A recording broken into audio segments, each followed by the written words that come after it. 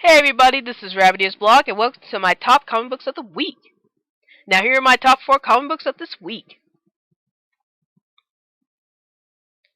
Comic book pick number 1, Major League Chew Volume 5.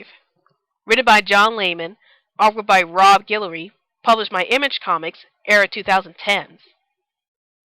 In this volume, Tony Cho is shockingly, well, not really, fired from the FDA, and he is forced to work in the Municipal Traffic Division. As if things can't get any worse for him, Tony gets kidnapped by Amelia's ex-boyfriend, and they start forcing him to eat the dead bodies of previous baseball players to find out about something new. Meanwhile, Tony's estranged daughter, Olive Chu, also gets kidnapped by Mesa Savoy, as she is caught up in a secret mission that would change her life forever. John Layman has once again written a truly hilarious yet dark and gritty detective comic that can't be described in simplest terms. I love the way that John Layman continues to develop each character, especially Tony's daughter Olive Chu, as I'm definitely curious about how far Mesa Savoy is willing to take Olive Chu and making her his new student. I also love the relationship between Tony Cho and John Colby, as their banter with each other is hilarious to watch, and it was also amusing to see how they handle their new jobs. Rob Guillory's artwork is truly hilarious and creative, as the characters look so cartoonish that it brings so much humor to the story. I also love how disgusting the illustrations are, though I'm usually not a fan of disgusting humor. However, in this case, it actually works out for me, as it really sells the story. Comic book pick number 2, Kick-Ass. Written by Mark Millar, artwork by John Romita Jr., published by Icon Comics, era 2000s. Dave Lazowski was your average high school student who happens to enjoy reading comic books and imagining that he could be a superhero. So Dave decides to become the superhero Kick-Ass, and he ends up protecting the city from crime. Unfortunately, Dave also meets up with Hit Girl and Big Daddy, who are way more extreme in their approach in fighting crime than Dave is, and Dave will soon realize how difficult being a superhero really is. Mark Millar has written one truly unique and gritty story about the hardships of being a superhero in the real world. I love the fact that Dave Lazowski understands about the dangers of being a superhero, even though he wants to do it anyway, and the fact that Dave is not one of those superheroes who was affected by radiation or came from another planet really made him a truly unique type of superhero, a more realistic one if you may. I also love the character Hit Girl, who happens to be a 10-year-old girl who could kill anyone with ease. It's really quite unusual to see a little girl being able to take down so many criminals with her weapons. With John Romita Jr.'s artwork, while I like the way that the action scenes were drawn, I did have some problems with some of the characters' limbs looking a bit noodle-like, especially in a dark and gritty comic like this one. Comic book pick number 3, The Sandman, The Kindly Ones, Volume 9. Written by Neil Gaiman, artwork by Mark Hempel, Richard Case, D. Israeli, Teddy Christensen, Glenn Dillon, Charles Vess, Dean Olmsted, and Kevin Nolan. Published by Vertical Comics, era 1990s. In this volume, which serves as the Wham volume, Lita Hall, also known as Hippolyta Hall, decided to leave her son Daniel with a babysitter one night when she goes out for a job application.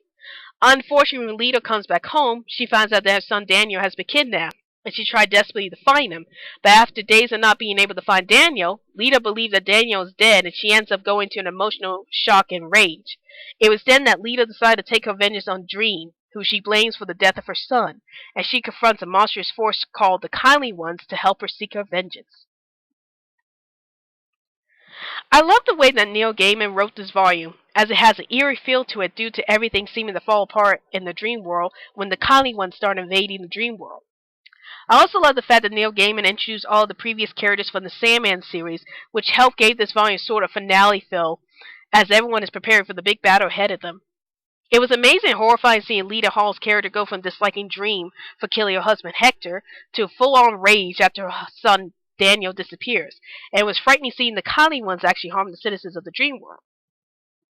The artwork of Mark Hempel, Richard Case, D. Israeli, Teddy Christensen, Glenn Dillon, Charles Vess, Dean Armstrong, and Kevin Nolan all combined greatly as they brought a sense of chaos to the story, although I did have problems with some of the blocky artwork in this volume. Comic book pick number 4, Wolverine. Written by Chris Claremont, artwork by Frank Miller and Paul Smith, published by Marvel Comics, era 1980s. In this story, Wolverine goes to Japan to find his former lover Mariko Yashida, who happens to be the daughter of Lord Sinjin, who is the lord of the clan Yashida. But then Wolverine finds out that Mariko is going to marry someone else, which then breaks his heart. Afterwards, Wolverine meets up with a mysterious assassin named Yukio, who knows all about Lord Sinjin trying to take over all the major crime gangs of Japan. Now Wolverine has to figure out a way to stop Lord Sinjin's plan from succeeding before it's too late.